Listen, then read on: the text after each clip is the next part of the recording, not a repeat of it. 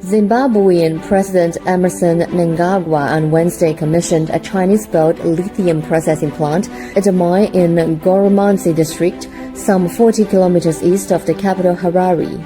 The plant at one of the world's largest hard rock lithium resources, the Arcadia lithium mine, was constructed by the Chinese firm Zhejiang Huayou Cobalt Company Limited from May 2022 to January this year.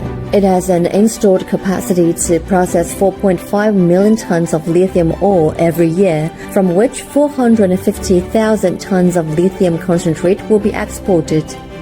Lithium is the mineral of the present and the future.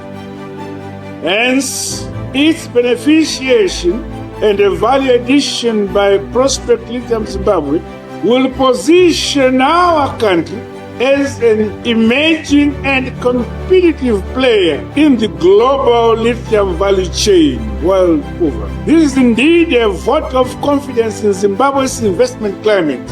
In addition, Mnangagwa said the plant will not only help the country meet its mining industry target of $12 billion by 2023, but also contribute to achieving the country's Vision 2013 to fundamentally transform Zimbabwe to an upper middle income economy.